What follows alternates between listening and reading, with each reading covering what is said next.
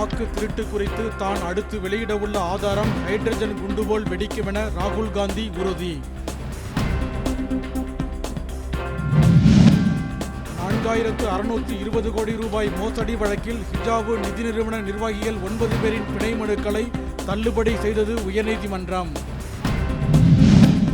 விழுப்புரம் மாவட்டம் திண்டிவனம் மற்றும் செஞ்சியில் இன்று தமிழக மக்கள் உரிமை மீட்பு பயணம் மேற்கொள்கிறார் பாமக தலைவர் அன்புமணி ராமதாஸ். பொறுப்பு காவல்துறை தலைமை இயக்குநரை நியமித்த தமிழக அரசுக்கு எதிராக உச்சநீதிமன்றத்தில் நீதிமன்ற அவமதிப்பு வழக்கு தாக்கல். உடுமலையில் விலை வீழ்ச்சியடைந்ததால் தக்காளியை சாலையோரம் கொட்டிச் சென்ற விவசாயிகள் குளிர்பதன கிடங்கு அமைக்க அரசுக்கு கோரிக்கை. குடியரசுத் தலைவர் வருகையொட்டி திருச்சியில் தீவிர கண்காணிப்பு. இறங்குதளத்தில் உலங்கூர்தியை தரையிறக்கி அதிகாரிகள் ஆய்வு.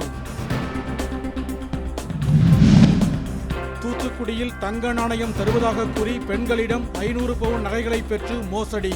மாவட்ட ஆட்சியரிடம் பாதிக்கப்பட்டவர்கள் புகார். கோவில்பட்டி அருகே பேருந்து நிறுத்தத்தில் நிற்காமல் சென்ற அரசு பேருந்தை சிறைபிடித்து பொதுமக்கள் வாக்குவாதம். கரூர் மாவட்டம் ஸ்ரீரங்க கவுண்டனூரில் விபத்தில் மூளைச்சாவடைந்த 7 வயது சிறுமியின் உடல் உறுப்புகள் தானம். உடலுக்கு அரசு சார்பில் மரியாதை.